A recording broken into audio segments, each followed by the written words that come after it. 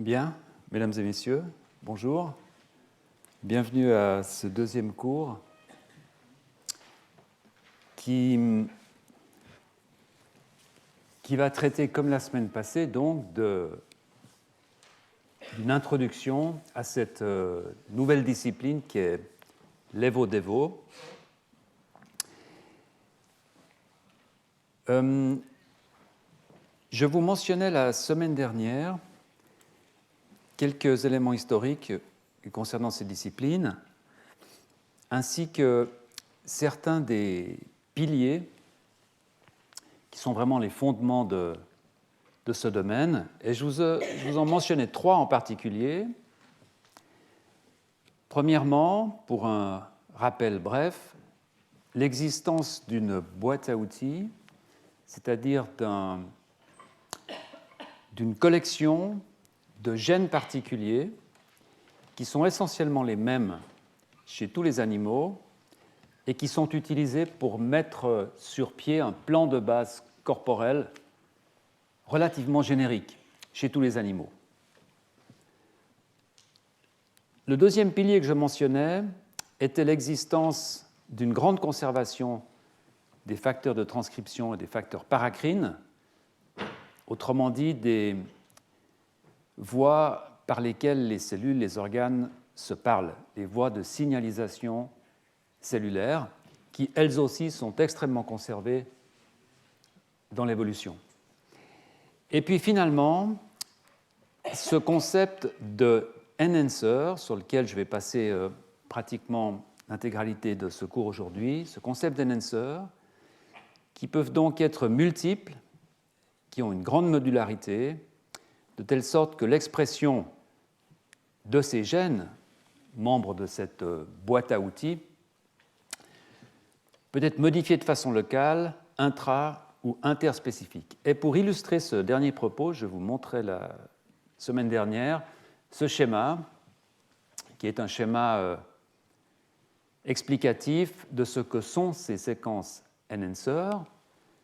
Et je vous rappelais que si vous ouvrez le noyau d'une cellule et que vous sortez la chromatine, eh bien vous allez trouver sur de très grandes distances, vous en avez un exemple ici, je vous montrerai des exemples concrets dans quelques minutes, vous allez avoir un gène que j'ai illustré ici en noir, avec une flèche qui part dans un sens, qui indique le sens de transcription de ce gène, autrement dit le sens de sa lecture pour produire un ARN messager.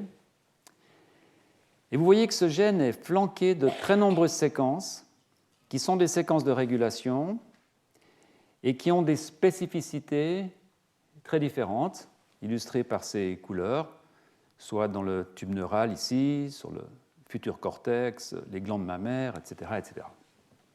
Et donc, ce que j'essayais d'expliquer la semaine passée était que nous étions passés d'une vue de la régulation génétique dans les années 70-80, dans laquelle le gène était vraiment l'élément le plus important. Il y avait un gène et puis quelques petites séquences régulatrices en amont, à une vue très différente aujourd'hui, qui est celle d'un gène qui est relativement générique, qui en soi ne porte pas une information.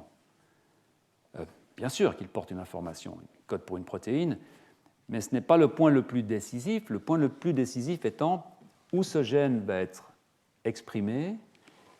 Et ce dernier point est réglé par toute cette accumulation de séquences, donc une sorte de dépréciation de la notion de gène pour une appréciation de la notion de régulation.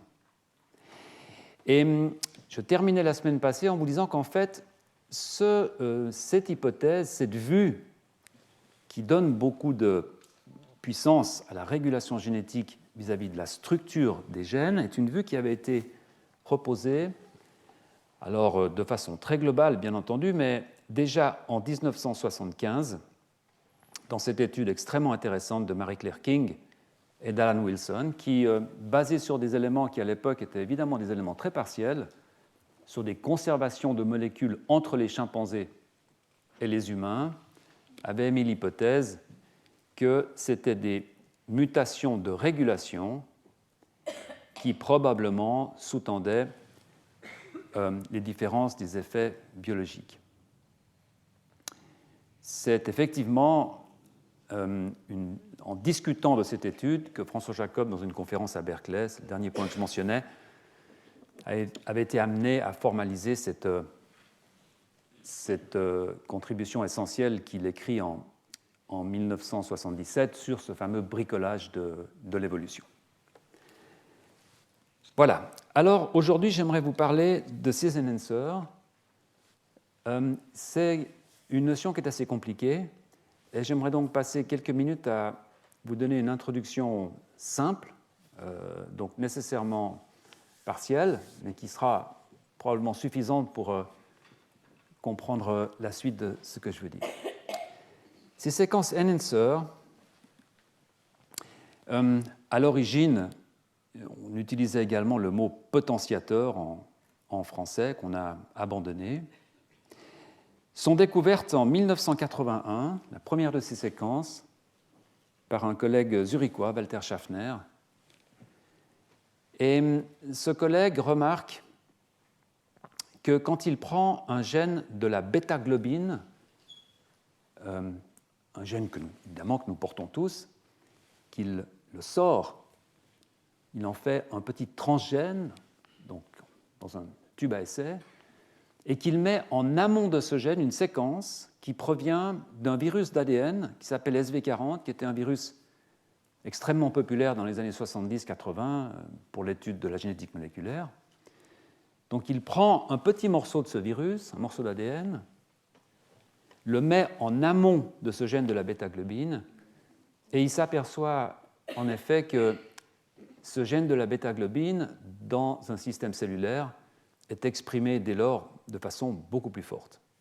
D'où l'appellation enhancer, augmentateur, potentiateur. Il s'agit donc d'une séquence d'ADN qui peut avoir une taille variable de quelques centaines de paires de bases à quelques milliers de paires de bases. C'est une séquence qui est capable d'augmenter la transcription de gènes cibles. C'est une séquence très intéressante qui est capable d'agir à distance. Alors à l'époque, quand on parlait d'une action à distance, on parlait de quelques kilobases. Aujourd'hui, on est au niveau de la mégabase, donc du million de paires de bases. Donc ce sont des séquences qui arrivent à agir en étant localisées très très loin de leur gène cible. Et on reviendra sur ce point dans le cours.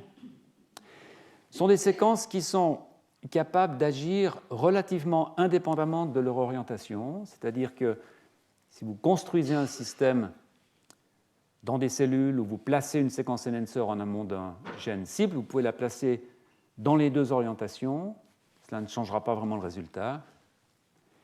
Et puis ce sont des séquences qui sont relativement indépendantes du type de promoteur qu'elles vont activer.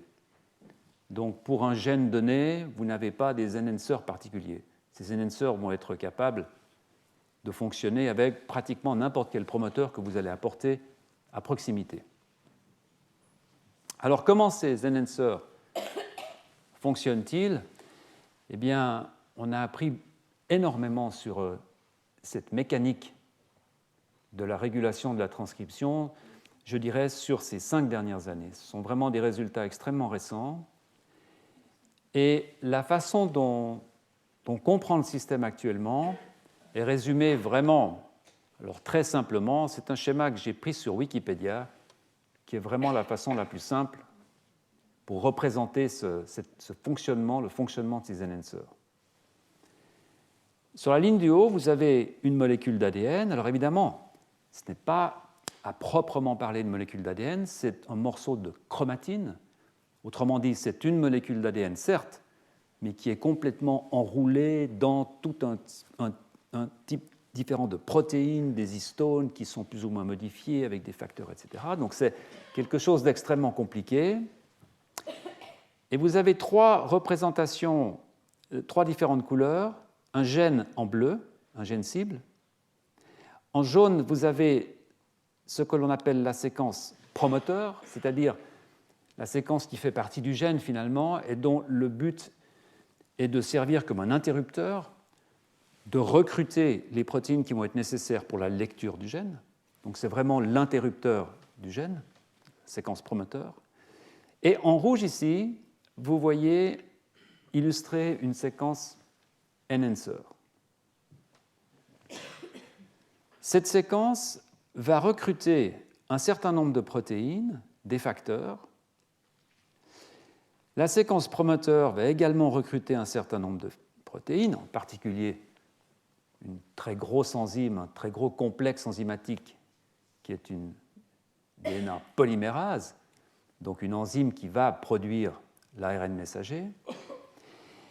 Et puis, il va y avoir une protéine que vous voyez là illustrée avec ces demi-cercles bleus que l'on appelle médiateur et qui va faciliter un repliement, un loop, vous voyez là, qui va induire un contact entre cette séquence enhancer et cette séquence promoteur. Et c'est ce contact qui, en principe, va produire l'effet enhancer. Alors, cela ne veut pas dire que ce gène ne fonctionne pas en absence de contact. Ce gène peut fonctionner à des niveaux très bas, un niveau de seuil, en produisant quelques ARN.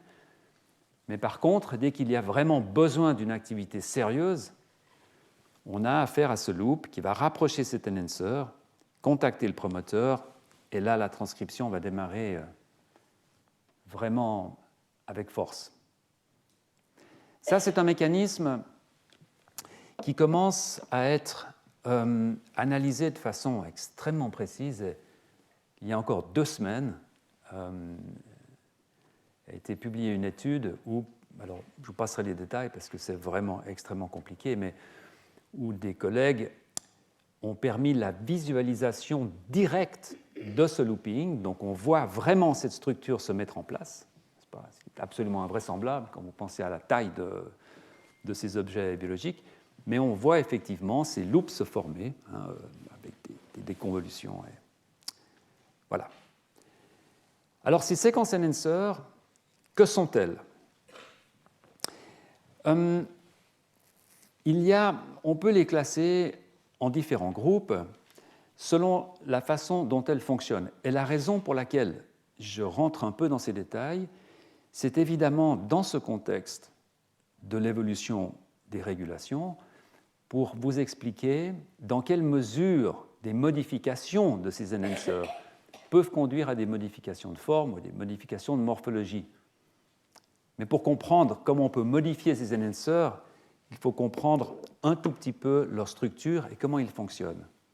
À l'heure actuelle, on estime, alors encore une fois très globalement, qu'il y a en gros 3 types de mécanismes associés à ces séquences enhancer.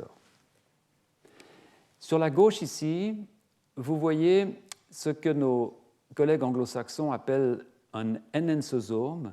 Je n'ai pas trouvé de traduction satisfaisante, appelons-le un enhancosome. L'enhancosome consiste à une séquence enhancer qui contient de multiples sites de liaison à des facteurs de transcription. Donc c'est une séquence d'ADN qui est faite de l'addition de séquences spécifiques. Alors ça peut être de petites séquences, peut-être de 10 paires de bases, de 15 paires de bases, AA, CCG, TTCC, que sais-je, qui vont reconnaître une protéine, un facteur, qui va donc atterrir sur ces séquences et qui va avoir une fonction. Dans le modèle de l'enhancosome, vous avez toute une collection de séquences de liaison qui doivent lier toute la collection de facteurs spécifiques pour ces séquences. Et donc l'important dans ce type de schéma, c'est d'avoir l'intégralité de cette structure. C'est important car si vous modifiez une séquence de liaison, par exemple, avec un polymorphisme, avec une mutation spontanée, avec une petite délétion, avec une inversion, que sais-je,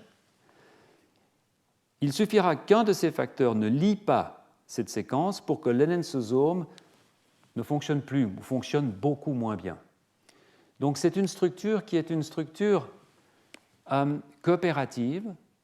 Tous les sites sont nécessaires et l'activité requiert l'ensemble des facteurs. Autrement dit, c'est une structure très discriminante. Elle fonctionne, elle ne fonctionne pas. Dans le schéma du milieu, c'est la situation que nos collègues appellent le billboard en anglais, on peut traduire par le panneau d'affichage. C'est une situation qui est un peu différente. Vous avez une séquence enhancer qui contient 4 sites de liaison, il peut y en avoir 2, 8, 12. Et ces sites de liaison, en fait, représentent autant de possibilités ouvertes pour des combinatoires de facteurs. Donc l'enhancer, en quelque sorte, affiche ces sites de liaison, et puis différents facteurs vont venir selon les situations, et la réponse transcriptionnelle va être légèrement différente selon les facteurs qui sont présents. Dans ce type d'enhancer, vous voyez tout de suite l'avantage en termes de pléiotropie et de diversité tissulaire, puisque dans un contexte cellulaire particulier, on peut avoir 3 des facteurs nécessaires. Dans un autre contexte cellulaire, on peut avoir 2 facteurs identiques, un 3e facteur différent.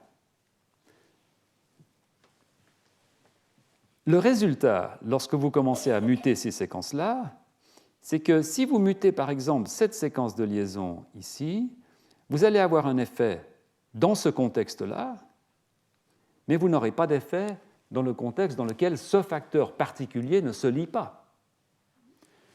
Donc vous commencez à engendrer une diversité dans le readout de l'approche mutationnelle.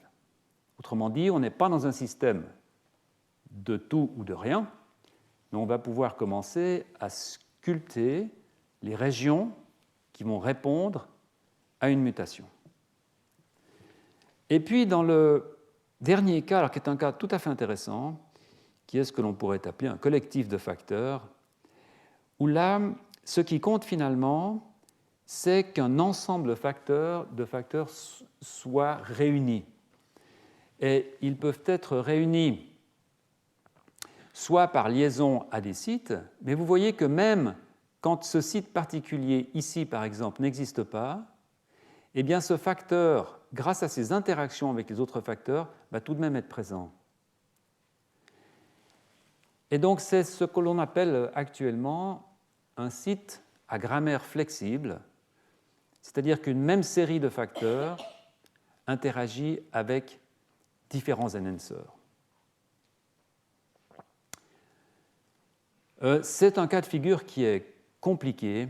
Et je vais surtout aujourd'hui vous montrer des exemples qui impliquent ces 2 types de fonctionnement d'enhancer. Il faut faire attention à un point précis, c'est que lorsque l'on parle de mutation de régulation, on ne parle pas évidemment seulement de mutation qui toucherait les séquences de liaison à l'intérieur d'enhancer. Parce que si vous mutez une des protéines et que vous l'empêchez de se lier à cette séquence, l'effet sera le même. Il y aura un effet de la régulation. Donc, on ne peut pas opposer au sens strict une mutation structurelle à une mutation de régulation, puisqu'une mutation structurelle dans un gène, dans une protéine, peut in fine avoir un effet sur la régulation d'un autre gène. C'est pour ça que c'est une opposition qu'il faut prendre avec circonspection. Et je vous montrerai 2 exemples plus tard qui illustrent ce point-là. Donc une variation structurelle à l'intérieur d'une protéine peut entraîner une variation de régulation. Prenez par exemple cette protéine orange ici. Si vous mutez le site de liaison ici, eh bien, vous aurez un effet dans ces cellules, vous n'aurez aucun effet dans ces cellules. Si vous mutez la protéine, donc si vous empêchez cette protéine de lier au site, eh bien vous allez avoir exactement le même effet. Vous aurez un effet dans ces cellules, aucun effet dans ces cellules. Alors, comment aujourd'hui fait-on pour identifier les enhancers? Comment peut-on savoir sur un génome où se trouvent ces séquences enhancers? C'est extrêmement compliqué parce que je vous ai mentionné la définition de ces séquences. C'est une définition structurelle, c'est un morceau d'ADN, mais il n'y a rien dans la séquence qui permette de la reconnaître. Ces séquences peuvent être de toutes sortes. Donc on ne peut pas utiliser une reconnaissance d'ADN. Vous ne pouvez pas programmer votre ordinateur en disant « voilà une séquence enhancer, cherchez-moi toutes les séquences enhancer ». La définition que je vous ai donnée au début est une définition largement fonctionnelle. C'est un morceau d'ADN qui a la capacité à augmenter la transcription. On ne peut pas faire un test général sur toutes les séquences d'ADN pour voir si elles augmentent la transcription. Et c'est donc que très récemment, encore une fois, peut-être il y a moins d'une dizaine d'années, que des technologies se sont développées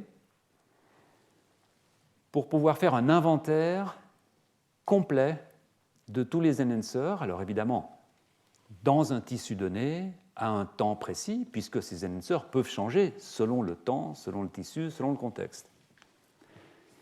Ces approches, en fait, reposent sur la capacité de ces enhancers à modifier leur environnement, à modifier la chromatine. Notamment, ces enhancers laissent des traces, car les protéines qui s'y lient très souvent ont des activités enzymatiques qui vont modifier les protéines de la chromatine. Les protéines de la chromatine sont essentiellement des histones qui forment des nucléosomes, c'est-à-dire des structures qui permettent à la chromatine de s'enrouler, à l'ADN de s'enrouler, pour une raison très simple. C'est qu'il serait rigoureusement impossible de mettre la quantité d'ADN que nous avons à l'intérieur d'un noyau si cet ADN n'était pas enroulé, surenroulé et surenroulé. Donc le premier enroulement, c'est cet enroulement autour de nucléosomes qui sont faits d'histones, qui sont des protéines.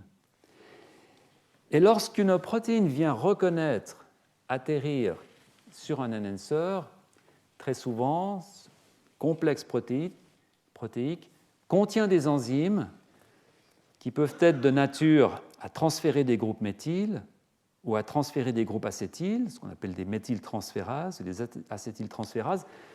Et donc, si vous cherchez où se trouvent ces groupes méthyl ou où se trouvent ces groupes acétyl, vous avez une trace, une sorte d'empreinte de la présence d'une séquence enhancer. Alors, une seule de ces modifications, généralement, n'est pas suffisante, mais ce que l'on peut faire dès lors, c'est faire des analyses globales, génomiques, en regardant plusieurs de ces modifications.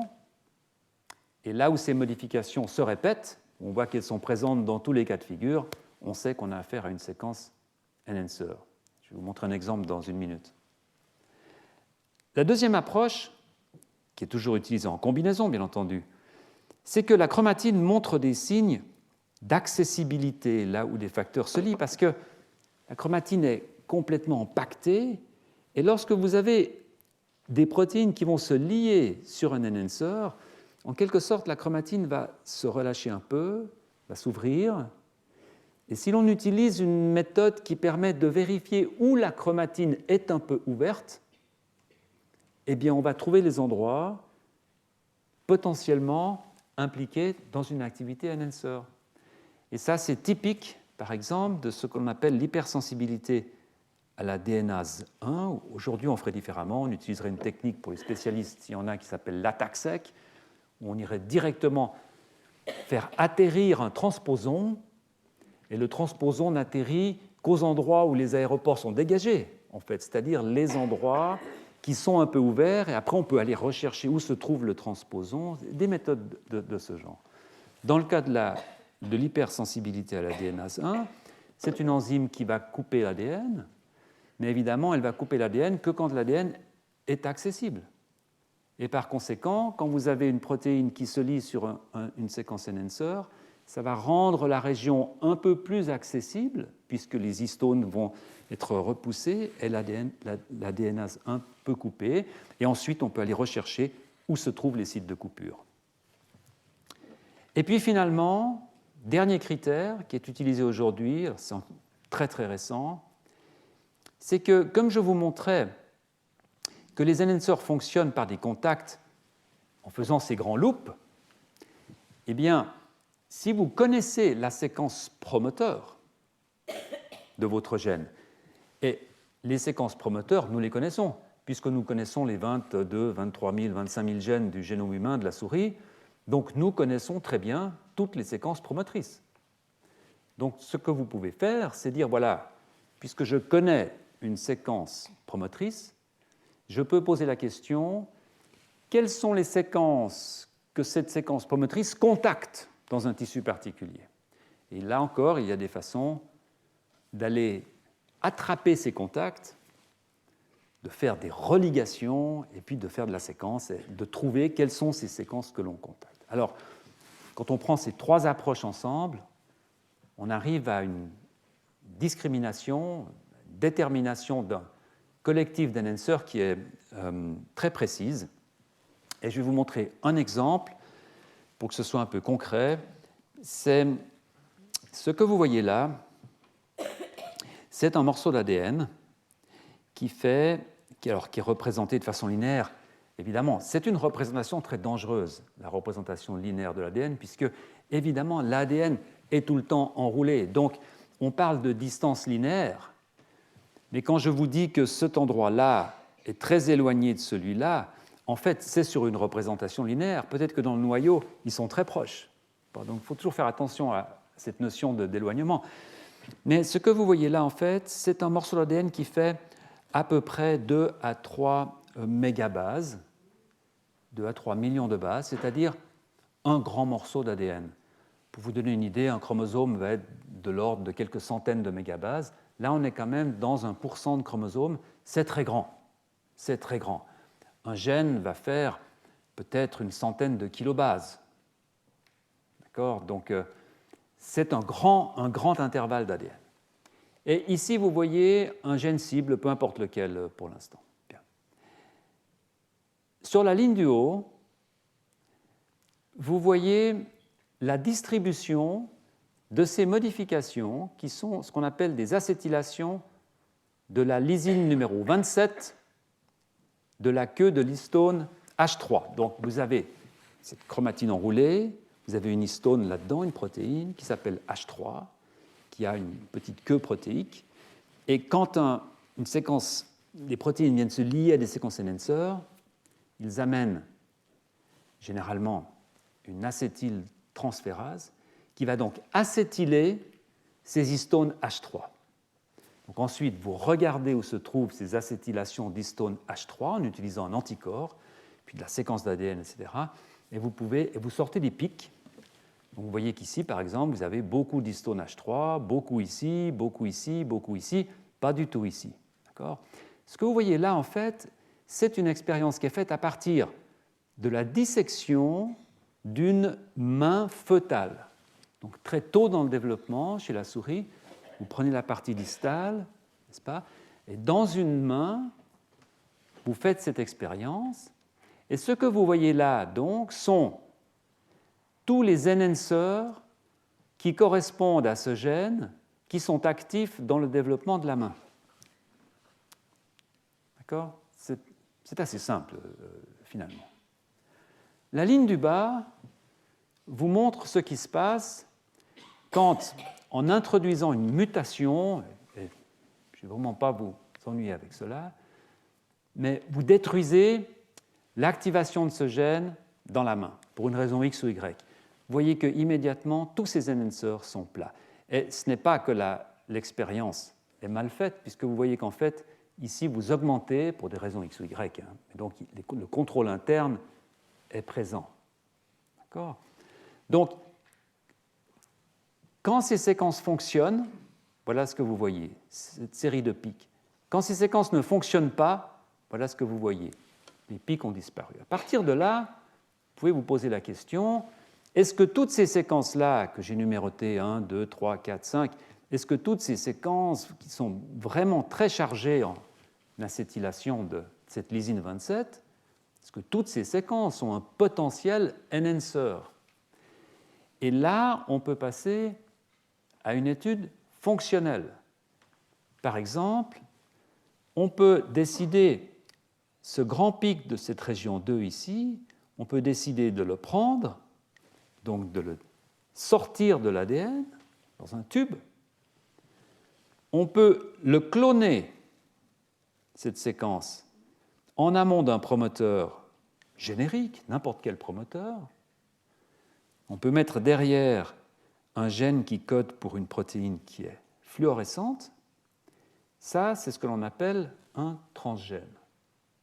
C'est un transgène reporter parce que ce transgène va nous permettre, en regardant la fluorescence, de savoir quelle est la spécificité de cette séquence-là. N'est-ce pas? Si vous mettez le transgène avec la fluorescence et ce promoteur, vous ne verrez rien.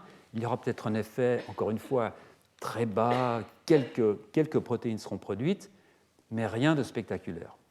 Si vous rajoutez cette séquence enhancer, alors vous pouvez mettre celle-ci, puis ensuite celle-ci, puis ensuite celle-ci, vous allez pouvoir vérifier quelle est la spécificité de cette séquence enhancer. Alors, dans les faits, ce qui se passe, c'est que vous construisez ce transgène, vous l'injectez dans un œuf fertilisé de souris. Donc, la souris, dans chacune de ses cellules, dans toutes ces cellules, va contenir ce transgène. Et la question que vous posez est où allons-nous voir l'expression de cette fluorescence? Et vous voyez que si vous faites cette expérience, c'est un résultat absolument extraordinaire, finalement. Vous voyez que cet embryon n'a pratiquement pas de fluorescence nulle part, sauf dans les deux extrémités, qui, je vous le rappelle, sont les tissus à partir desquels cette séquence a été isolée. N'est-ce pas?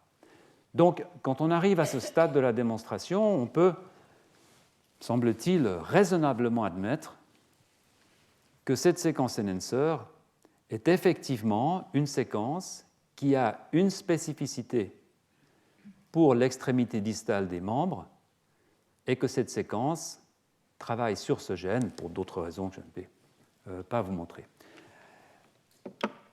Voilà. Ce qu'il y a de passionnant dans ce système, parce que jusqu'alors, en fait, j'ai l'air de parler un peu comme un ingénieur avec des pics qui donnent des expressions et tout est formidable. En fait, depuis pratiquement une quinzaine d'années, on s'aperçoit que jusqu'à cette étape, c'est formidable, mais l'étape suivante est beaucoup plus problématique.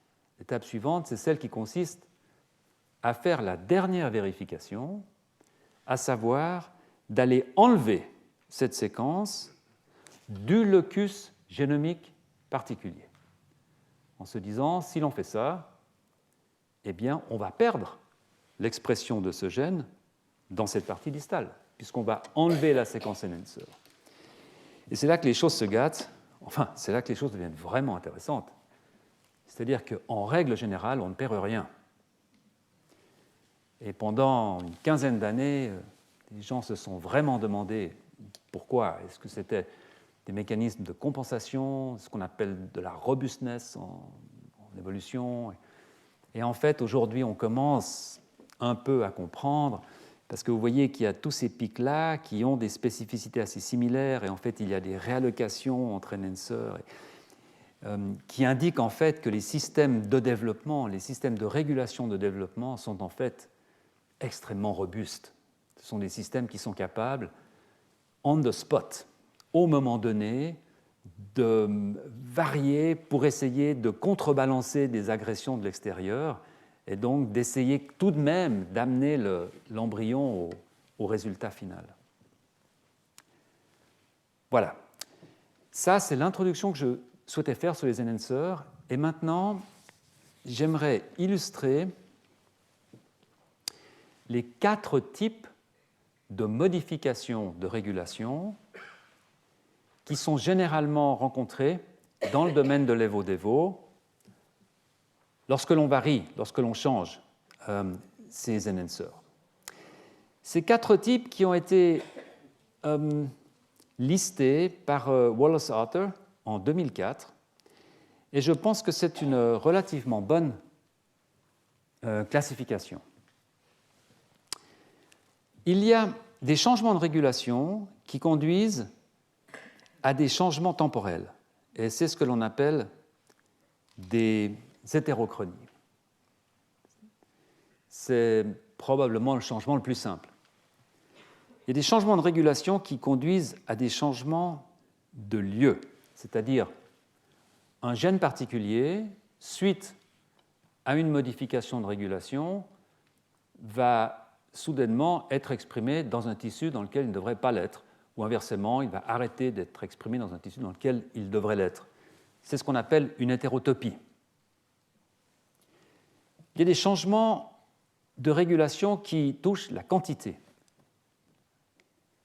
C'est ce qu'on appelle les hétérométries. Alors, a priori, on pourrait dire que c'est un changement facile à comprendre. Il suffit de mettre un peu plus, de mettre un peu moins. C'est extrêmement difficile à formaliser parce qu'en règle générale, toutes ces boucles de régulation fonctionnent à plein régime. N'est-ce pas ? On peut guère prendre le risque d'avoir des quantités qui sont sous-minimales. Et donc, la notion de pouvoir transcrire plus ou transcrire moins, c'est une notion qui n'est pas facile quand on va dans les détails à comprendre. Comment on fait pour mettre moins de polymérase sur le gène ou plus, c'est compliqué. Enfin bon. Et puis, il y a des changements dans le type de régulation. Et c'est ce qu'on appellera des hétérotypies. Alors, j'aimerais vous donner un exemple de chaque, peut-être deux pour l'hétérotypie. Et à la fin de ces exemples, je pense au début de la semaine prochaine, cela nous fera vraiment rentrer dans la mécanique de l'Evo-Devo avec les gènes architectes. Donc, laissez-moi commencer par l'hétérochronie. Alors, l'hétérochronie, je suis sûr que la plupart d'entre vous ont évidemment entendu parler de cette hétérochronie dans un contexte ontogénétique, de développement. Toutefois, généralement, quand on parle d'hétérochronie développementale, on ne parle pas de ce type d'hétérochronie de régulation génétique. L'hétérochronie classique à laquelle on fait référence généralement, c'est une hétérochronie de type général, systémique en quelque sorte, par laquelle l'embryon entier évolue dans une temporalité différente.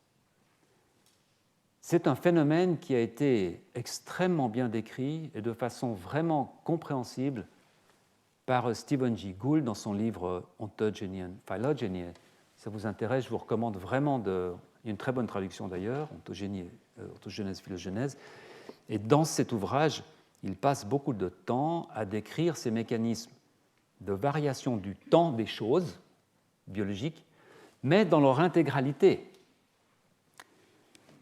Par exemple, les deux cas de figure que l'on connaît les mieux, c'est évidemment la progenèse, c'est-à-dire un cas de figure où le développement est accéléré. Alors, l'exemple que vous connaissez tous, c'est la maladie progéria chez les humains, qui fait qu'on a un vieillissement extraordinairement accéléré. Et ça, c'est un cas de progenèse au sens strict, en fait. Et puis, la néoténie, qui est l'inverse, qui est le ralentissement du développement. Dans le cas de la progenèse, on a en quelque sorte des larves, finalement, qui rentrent dans leur vie sexuelle. Dans le cas de la néoténie, on a l'inverse, c'est-à-dire des adultes qui maintiennent, qui se reproduisent à l'état de larve, finalement, en maintenant des caractéristiques larvaires. Rien à voir avec la régulation des gènes. Mais je vous montre deux exemples qui sont quand même des exemples extraordinaires, finalement. Une petite grenouille de la famille des microhylidés, donc de Hylia, ces petites grenouilles des feuilles, qui a été découverte en Nouvelle-Guinée, en Papouasie, vous voyez, en 2012, donc c'est très récent, et qui est considérée actuellement comme étant le vertébré le plus petit au monde, puisque c'est un vertébré qui fait à peu près 7,5 mm à l'état adulte. Eh bien, cette grenouille est considérée comme étant une grenouille produite par progénèse. Vous voyez que son nom même, Pédophrinée, amoensis, Pédophrinée, donc, qui fait référence à la pédomorphose, c'est-à-dire à une variation. Cette grenouille est pratiquement une petite larve de grenouille devenue adulte, finalement. Trop vite.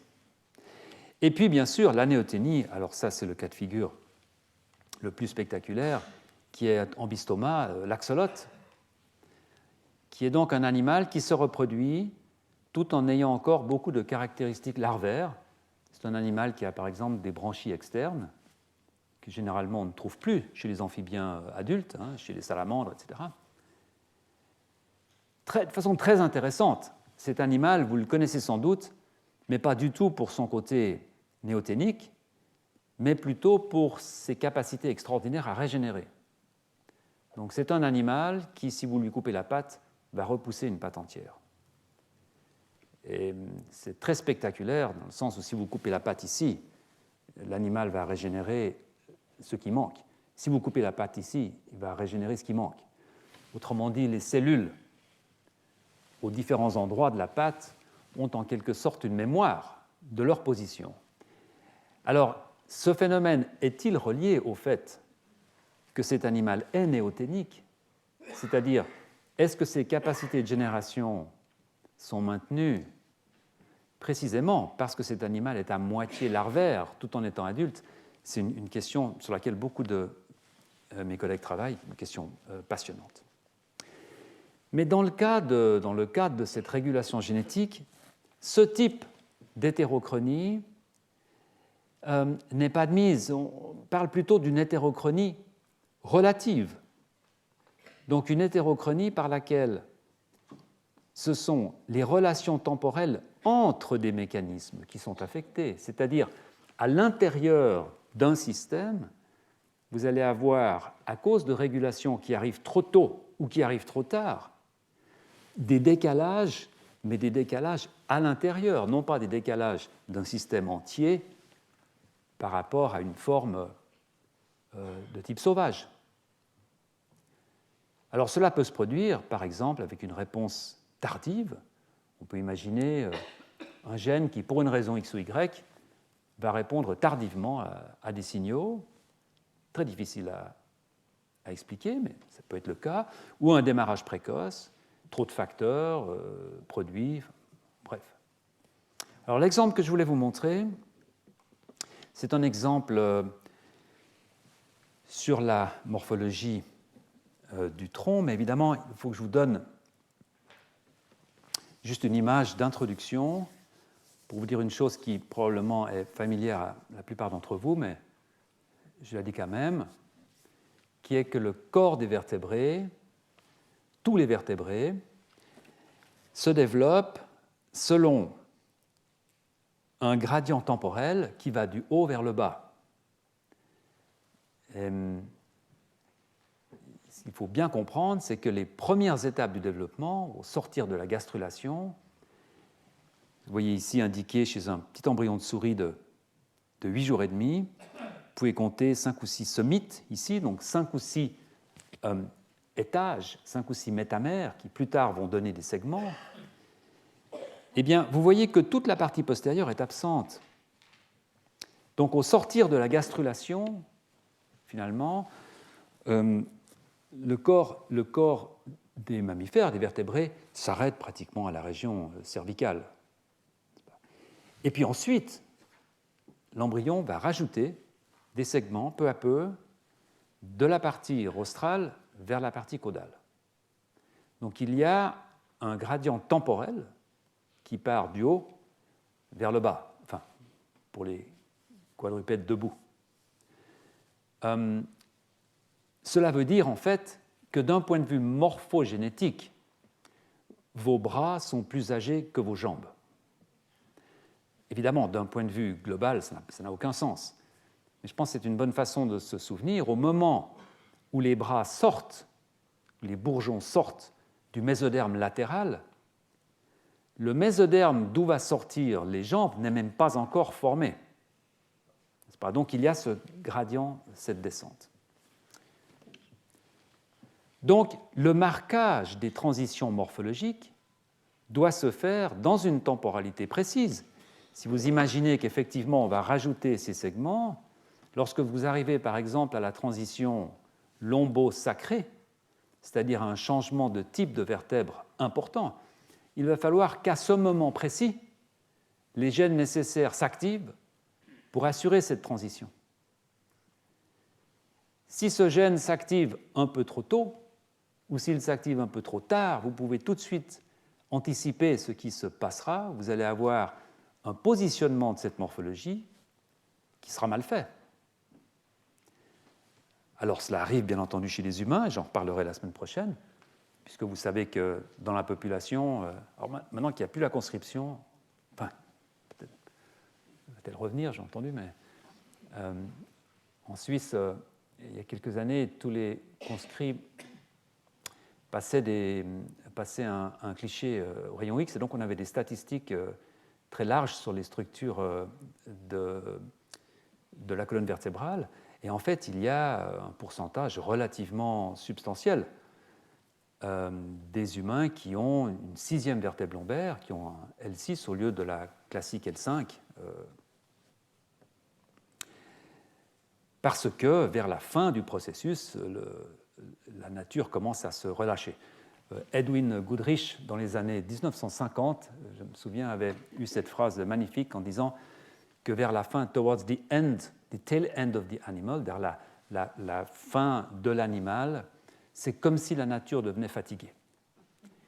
Et on aura l'occasion d'en discuter parce que c'est la même chose avec les membres finalement, puisque comme vous le savez, les membres sont extrêmement contraints dans la partie proximale et sont extrêmement différents dans la partie distale.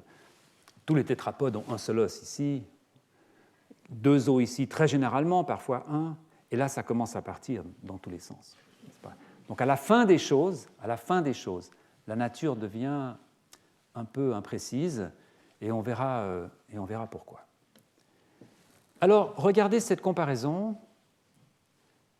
Certains d'entre vous certainement auront tout de suite vu la différence entre ce squelette post-éclosion et puis ce squelette qui est un squelette à la naissance. Alors on a enlevé les membres dans ce cas précis. Vous avez à droite un squelette typique de mammifère. Vous le voyez tout de suite par la présence de cette vertèbre lombaire et puis, enfin, bref, d'autres signes. Sur la gauche, vous voyez bien entendu un squelette d'oiseau, puisque ce squelette, comme pratiquement tous les oiseaux, a cette particularité d'avoir 14 vertèbres lombaires.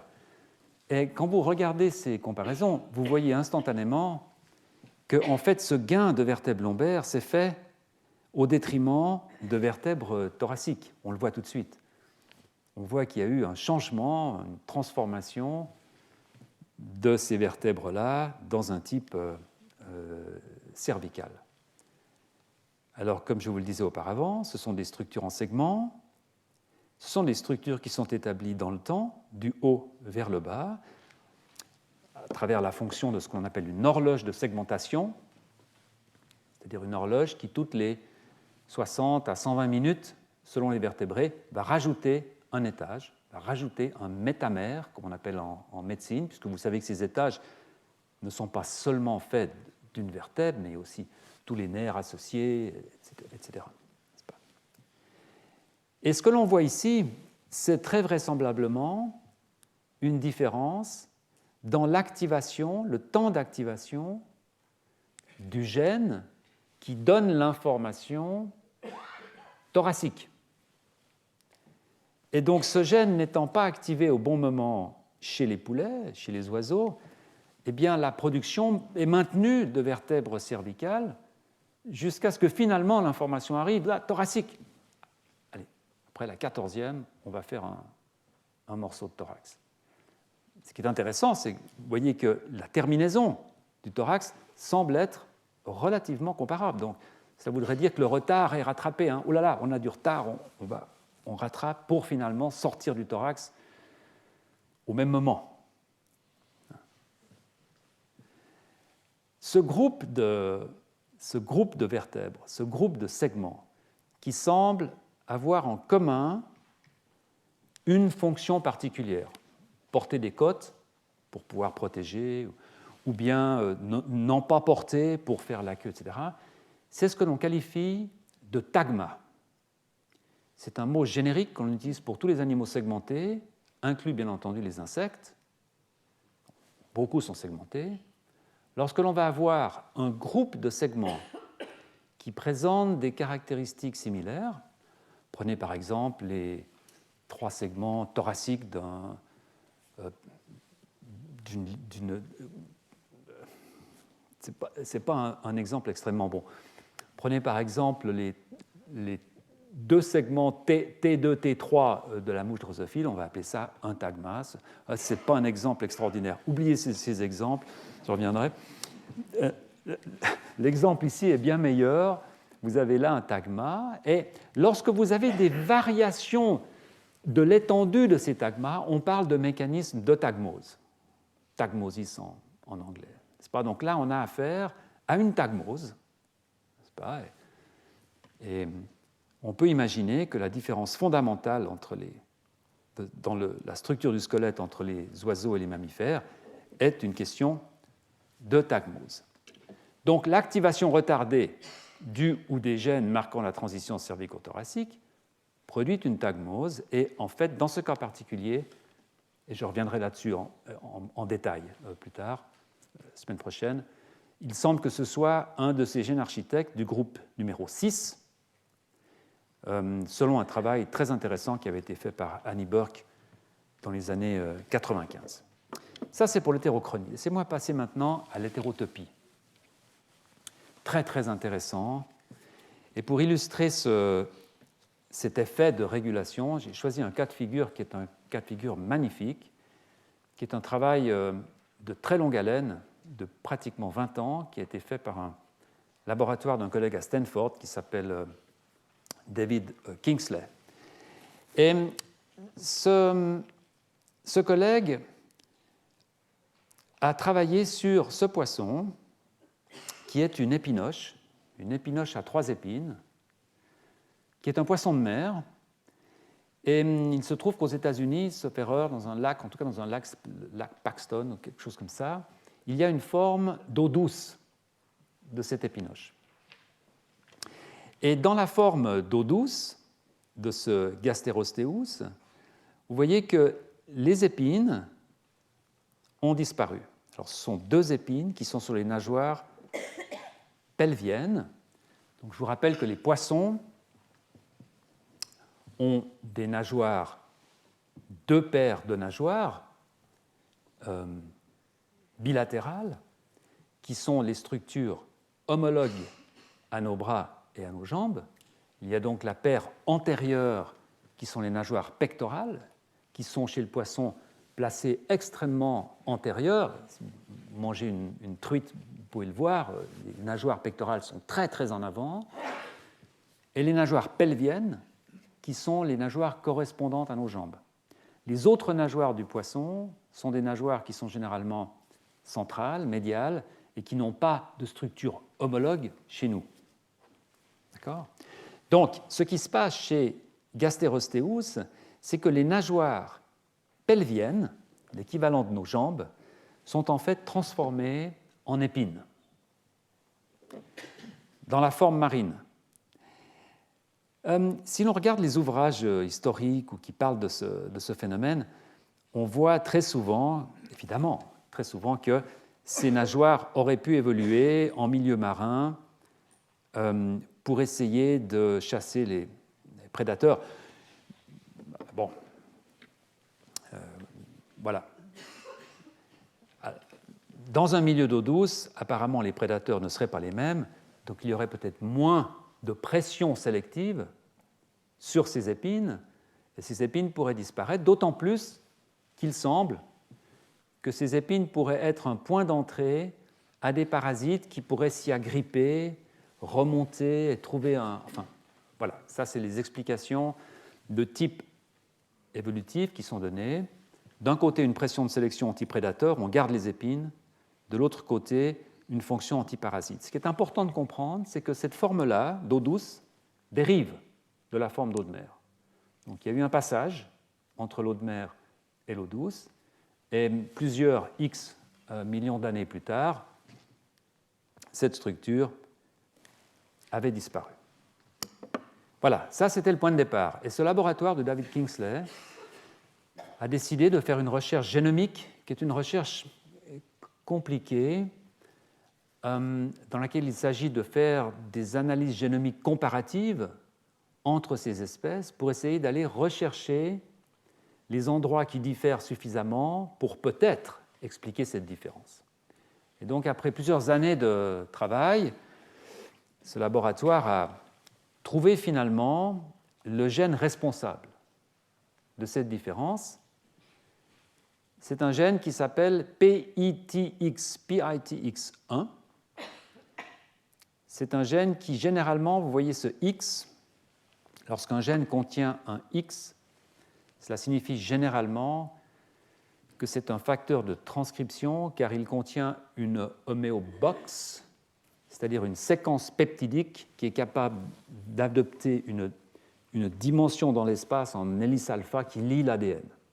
Donc généralement, quand vous voyez un gène qui a un X, c'est généralement un facteur de transcription.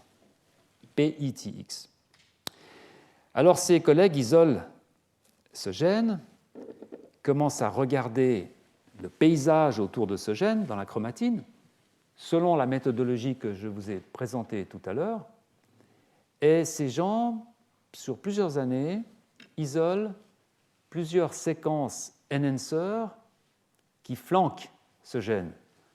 Et vous voyez ici une séquence, par exemple, qui est active dans les phospholifactives, une séquence qui est active dans le thymus des poissons, car les poissons ont un thymus, une séquence qui est active dans les organes sensoriels et une séquence qui est active dans les nageoires pelviennes. Donc, bonne correspondance. Il regarde chez la forme d'eau douce, et c'est là qu'ils s'aperçoivent en fait que dans la forme d'eau douce, cette régulation n'existe plus. Alors, évidemment, vous comprenez l'avantage d'avoir cette structure modulaire, car vous pouvez éliminer cette régulation tout en gardant les autres. Donc, vous ne mettez pas en péril. Enfin, l'avantage, ce n'est pas le poisson qui a décidé, bien sûr, mais l'avantage évolutif d'évoluer des structures de ce genre, puisque le poisson n'est pas mis en péril, mais vous changez la structure. Donc, une flexibilité, une modularité dans l'évolution. Ses collègues regardent l'expression et voient que ce gène PITX1 est en effet transcrit, vous voyez ces petites bandes brunes là, transcrit au démarrage des petites nageoires pelviennes, alors que ce gène n'est plus transcrit dans cette forme d'eau douce. Donc il manque quelque chose. L'expression de ce gène a disparu à cet endroit précis, d'où la référence à une hétérotopie. La vérification, pour être vraiment certain que c'est cet enhancer qui est responsable de ce trait particulier, c'est de refaire l'expérience dont je vous ai parlé tout à l'heure. C'est de se poser la question, mais est-ce que vraiment cette séquence d'ADN a le pouvoir de diriger la transcription dans ces bourgeons de nageoires pectorales? Alors, on prend cette séquence et on va construire un transgène avec cette séquence, la séquence native qui existe dans la forme marine. On va mettre derrière le gène PITX1 natif, faire un transgène et introduire ce transgène dans un œuf de Gasterosteus d'eau douce. Donc l'idée, c'est que maintenant, on va avoir un poisson qui n'a pas, à l'origine, un embryon qui ne devrait pas produire de nageoires pelviennes ou d'épines, mais on introduit dans cet œuf le gène nécessaire pour faire ces épines avec la séquence régulatrice dont on pense qu'elle est responsable dans la forme marine de faire l'expression au bon endroit. D'accord ? Et cette expérience, bien sûr, donne une forme d'eau douce qui maintenant ressemble à la forme marine. Alors, il faut faire attention, si l'on regarde vraiment les images de la publication, ce n'est pas exactement une forme marine, mais effectivement, il y a une transformation vers une structure en épine. D'accord ? Donc, l'expression ciblée de PITX dans l'épinoche d'eau douce, par transgenèse, lui fait acquérir des nageoires pelviennes épineuses. Donc là encore, c'est toujours la même approche, c'est toujours le même schéma épistémologique, si vous voulez. C'est hypothèse, isolation de la séquence enhancer, caractérisation de la séquence, remise de la séquence dans un contexte où elle manque, pour voir si on peut faire ce qu'on appelle une expérience de rescue, de sauvetage, une expérience de sauvetage. Et résultat, effectivement, il semble que ce soit le cas. Alors, à ce stade-là, j'aimerais quand même introduire un petit bémol, qui est un bémol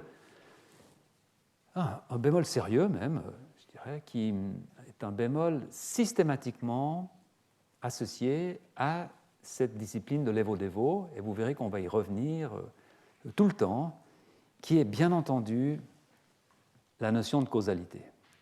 Alors, je ne veux pas partir dans trop de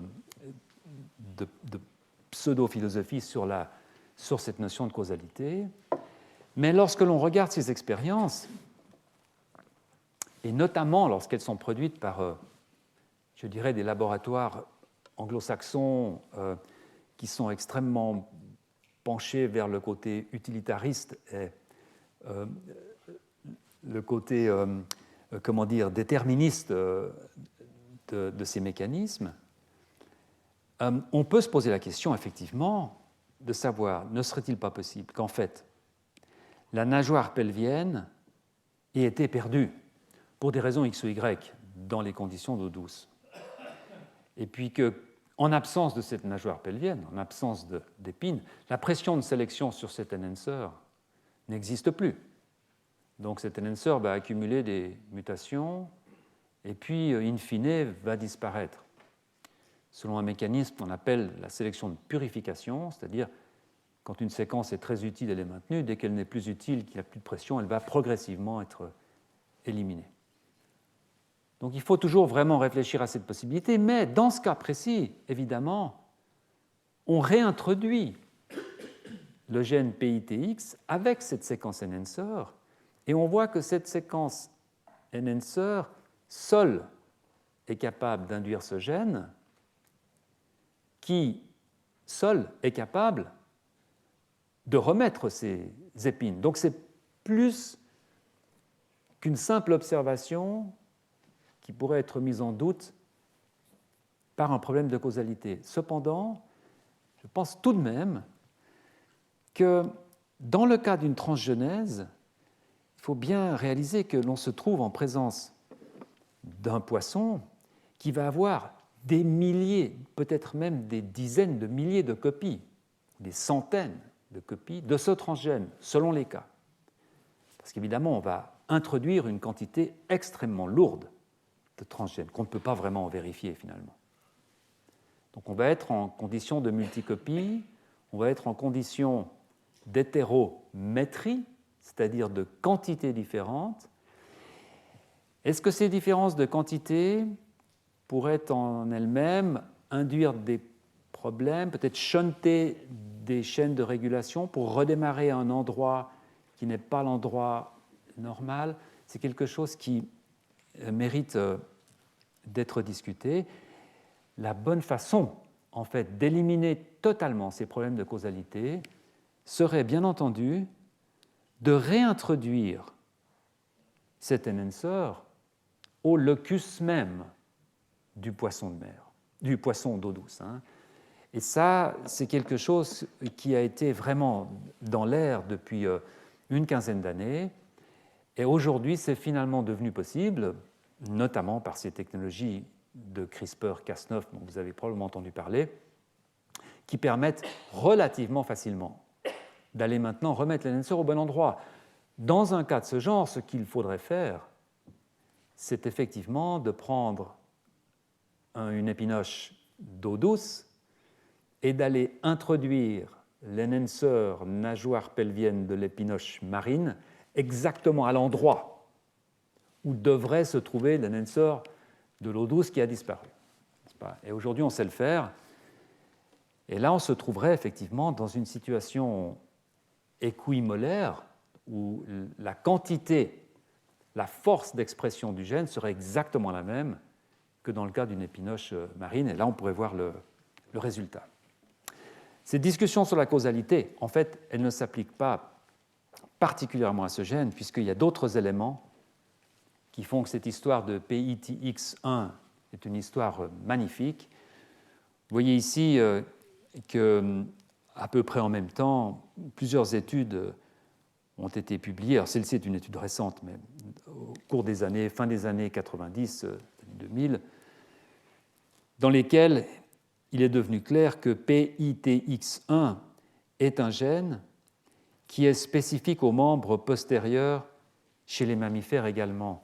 Alors, méfiez-vous, en lisant cette phrase, je m'aperçois en fait d'un biais qu'on utilise souvent et qui évidemment est inexact. Ce n'est pas un gène qui est spécifique, c'est un gène dont l'expression est spécifique. Le gène est partout, évidemment.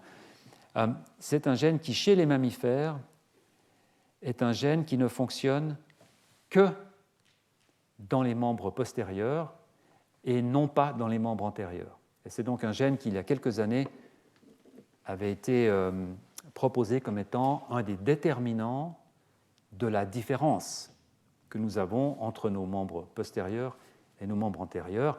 Je dois vous dire qu'il n'y a pas eu vraiment des éléments extrêmement forts qui sont venus soutenir cette hypothèse, mais certains éléments semblent y concourir. Et c'est la dernière image que je vous montre sur ce gène. C'est toute une série de syndromes sporadiques chez les humains, en fait, qui touchent ce gène PITX1, qui, encore une fois, est un gène extrêmement important pour tous les tétrapodes. Et ce que vous voyez là, ce sont 3 conditions. Alors, c'est des conditions sporadiques pour une raison simple, c'est que vous voyez que ce sont des conditions qui sont haplo-insuffisantes, létales, autrement dit, une copie de cette mutation suffit pour induire un phénotype tellement fort qu'il n'y a pas de survie en général, donc on ne peut pas transmettre ça, donc ce sont des versions sporadiques. Vous voyez que le gène PITX1 est ici, que 2 de ces conditions sont des grandes délétions, donc des délétions qui enlèvent le gène et puis tous les éléments de régulation, peu importe si le gène est parti. Vous voyez ici ce petit carré rouge, c'est une mutation plus ponctuelle dans cette partie du gène. Mais ce qu'il y a d'intéressant, c'est le phénotype qui est extrêmement dramatique, en fait. Vous voyez que cela induit des problèmes pratiquement uniquement dans les jambes. Vous voyez que les bras sont relativement normaux, les jambes sont très anormales, avec des structures qui, d'une certaine façon, pourraient rappeler une transformation vers une structure de membre antérieur. Alors, il y a un travail supplémentaire qui a été fait en 2017, qui a été publié l'année passée, qui tente à montrer que chez certains humains souffrant de cette haploinsuffisance, on a effectivement des membres postérieurs qui ont une certaine ressemblance avec des structures antérieures. De là à dire que ces membres sont transformés en bras, il y a un pas que je ne franchirai pas. Voilà, donc ceci pour l'hétérotopie. J'aimerais maintenant passer, comme dernier exemple, à l'hétérométrie pour aujourd'hui, qui est donc cette différence de quantité, différence dans les régulations conduisant à des différences de quantité. Alors ça, c'est une histoire évidemment que j'ai choisie pour des raisons historiques. C'est les pinsons des Galapagos. Alors, comme vous le savez, les pinsons des Galapagos, c'est évidemment une place importante dans la théorie de Darwin. Je dirais plus une place rituelle, finalement, parce que Darwin, visitant les Galapagos, n'a pas du tout pensé à sa théorie là-bas, en fait. Il s'est fait envoyer ses pinsons, et puis c'est des années plus tard, en Angleterre, qu'il a réexaminé ces pinsons, les structures, etc. Donc, il y a une sorte de mythe, on aime bien parler des pinsons de Darwin. Le fait est que les Galapagos, c'est un archipel donc, qui est fait d'îles différentes, et ces îles contiennent en fait des pinsons qui ne sont pas exactement les pinsons. Les pinsons sont des Geospiza, c'est un genre un peu différent, mais qu'on appelle les pinsons de Darwin. Ces îles sont suffisamment éloignées pour que les pinsons, en principe, ne volent pas d'une île à l'autre. Et donc, il y a eu ce qu'on appelle une spéciation par isolat, et c'est la définition que vous voyez là, c'est ce que l'on appelle une spéciation allopatrique. C'est un type de spéciation extrêmement efficace, il y a de très très nombreux exemples. Lorsque vous séparez géographiquement deux entités génétiques, alors encore plus si les entités sont relativement hétérogènes et si vous prenez des petits échantillons, pour les raisons que vous comprenez, les fréquences alléliques vont changer immédiatement, et vous allez donc avoir une spéciation très rapide, puisque vous allez empêcher le recroisement des formes qui va maintenir toujours une population. Donc vous allez avoir des changements de structure allélique. Et c'est pour cette raison que sur ces îles, on trouve des pinsons qui ont des morphologies relativement différentes, en particulier, comme vous le savez, la morphologie de leur bec. Alors vous avez trois exemples ici.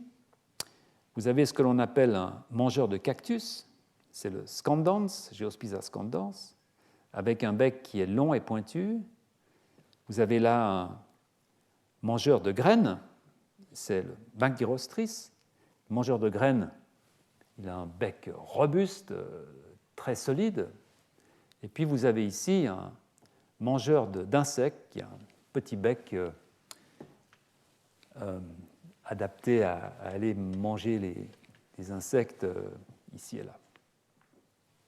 Alors évidemment, comme parenthèse, quand je vois ce genre de figure que j'ai tiré dans ce cas particulier du livre de Campbell, c'est toujours extrêmement intéressant parce que, vous voyez en rouge ici, on voit le long bec de ce pinson aide à manger les cactus. Et là, vous voyez, ce grand bec solide, ce large bec, est adapté à casser des graines. Donc il y a toujours cet effort adaptatif d'expliquer tout ce qu'on voit par un mécanisme adaptatif, plutôt que de dire, eh bien c'est simple, ces pinsons en isolat ont été soumis à une dérive génétique. Il y en a qui ont eu des becs plus gros, il y en a qui ont des becs plus pointus, et puis ceux qui ont des becs plus gros, ils mangent des graines, ceux qui ont des becs plus pointus, ils mangent des cactus. Okay. Mais dans notre vue évolutive adaptationniste, on a toujours cette idée qu'il doit y avoir derrière une force qui tire cette évolution. Et si cela vous intéresse, alors je vous recommande vraiment de relire la critique de l'adaptationnisme écrite par Gould et Levontin dans les années 70. Ils appellent ça une vue panglossienne de l'évolution, donc, par référence à Pangloss, donc le précepteur de Candide, du Candide de Voltaire, qui, comme vous le savez, est un savant expert en métaphysique, expert en nigologie, en métaphysique nigologique, c'est un nigologiste. Et c'est quelqu'un qui trouve que le monde est formidable, que tout est bien arrangé, que tout est magnifique. Et donc c'est cette vue panglossienne que Stephen Jay Gould et Richard Levontin ont critiquée fortement, et à mon avis avec pas mal de raisons. Alors ce bec, si vous le regardez, en fait, on peut l'introduire dans ce que les biologistes de l'évolution appellent un morphospace, donc un espace de morphe. Je ne sais pas exactement comment traduire ça. On peut le représenter comme ça, c'est-à-dire un espace en 3 dimensions où on a la largeur du bec, la hauteur du bec et la longueur du bec. Et dans cet espace, vous trouvez tous les morphes, donc toutes les formes de bec différentes. Vous pouvez l'avoir positionnés à des endroits différents, donc des becs plus ou moins épais, plus ou moins longs, plus ou moins larges. D'accord ? Et cet espace représente l'ensemble des possibles en termes de morphes qui correspondent au bec des pinsons. Alors, dans les années 2000, fin des années 2000, le groupe de Cliff Tabin à Harvard, notamment dénommé Absamov, ont fait des études très intéressantes Ils ont donc fait une expédition dans les Galapagos, après des années de demandes d'autorisation, parce que comme vous le savez, c'est un endroit qui est extrêmement protégé. Ils ont pu finalement avoir accès à certains de ces pinsons, ils ont même pu avoir des embryons, et ils ont pu donc commencer à regarder s'il y avait des différences pendant le développement du bec chez ces espèces de pinsons, s'ils arrivaient à trouver, en faisant encore une fois des comparaisons de l'expression des gènes à grande échelle, s'ils pouvaient trouver certains gènes qui étaient plus ou moins exprimés selon les types de bec. Et ces auteurs sont arrivés à introduire dans cet espace, ce morphospace, deux composantes. La première, c'est une protéine qui s'appelle la calmoduline. Alors ça a surpris beaucoup de monde, parce que la calmoduline, c'est une protéine qui lie le calcium et qui est impliquée dans de nombreux phénomènes cellulaires, mais par exemple dans le métabolisme énergétique des cellules, et a priori, pas quelque chose qui sonne comme ayant une fonction particulière dans le développement des morphologies, mais c'était clair qu'il y avait une différence sérieuse de calmoduline. Et la calmoduline semble être associée avec un bec court quand il n'y en a pas beaucoup. Donc, chaque fois que le niveau de calmoduline est très bas, le bec est très court. Alors vous me direz, si le bec est court, il y a moins de matériel, est-ce que vraiment tous les contrôles ont été utilisés? Apparemment, c'est le cas. Et puis, un autre élément, alors qui lui est beaucoup plus significatif, enfin, je veux dire, qui est beaucoup plus connu dans des mécanismes de développement, qui est donc cette protéine BMP4 pour Bone Morphogenetic Protein. C'est une protéine qui, à l'origine, a été isolée de cartilage, d'où son nom, mais en fait, c'est une de ces protéines de langage. C'est une de ces voies, un de ces langages entre cellules. Elle fait partie d'une grande famille de protéines qui s'appelle les TGF-bêta et qui donc communiquent par des récepteurs cellulaires. Il y a de très nombreuses protéines TGF-bêta. Pendant le développement, on aura l'occasion d'en rencontrer d'autres. Et cette protéine BMP4, c'est l'inverse. Quand il y a peu de BMP4, eh bien, le bec a peu d'épaisseur et de profondeur. Donc, quand vous avez peu de calmoduline et peu de BMP4, vous avez un tout petit bec qui va être utilisé pour picorer des insectes. Et puis, en modifiant les quantités de ces deux éléments, vous allez vous déplacer dans ce morphospace, dans cet espace morphologique. N'est-ce pas? Alors, voilà ce qu'eux présentent à la fin de l'étude. Vous avez ici peu de BMP4, beaucoup de calmoduline, et vous allez avoir un bec de cette taille, peu à modéré de BMP4, beaucoup de calmoduline. Vous voyez que vous allez augmenter l'épaisseur, raccourcir un tout petit peu le bec, etc. etc. D'accord ? Donc, un changement des quantités de BMP4 et de calmoduline corrèle avec les formes des becs des pinsons des Galapagos de Geospiza. Alors évidemment, il y a quand même quelques problèmes. C'est que lorsque l'on travaille avec des espèces telles que les pinsons de Darwin, avec Geospiza, on ne peut pas passer à la dernière étape, celle que je vous ai présentée pour l'épinoche, ou celle que je vous ai montrée pour l'expression du gène de la main. On ne peut pas faire de la transgenèse avec les pinsons. Ce n'est pas possible, il faudrait vraiment en importer des très grandes colonies. C'est quelque chose qui, pour l'instant, n'est pas possible. Donc, cette relation-là, ça reste en l'état une hypothèse qui n'est pas démontrée de façon fonctionnelle. Alors, on peut toutefois avoir une approche fonctionnelle, et c'était le cas pour les travaux futurs de M. Abzanov, en utilisant des systèmes hétérologues. On peut aussi prendre des oiseaux avec lesquels on peut faire des expériences et puis regarder ce qui se passe avec leur bec quand on introduit plus de calmoduline, plus de BMP. Évidemment, là, on pense tout de suite au poulet ou à la caille, qui sont des oiseaux que l'on peut facilement avoir en culture et et en œuf.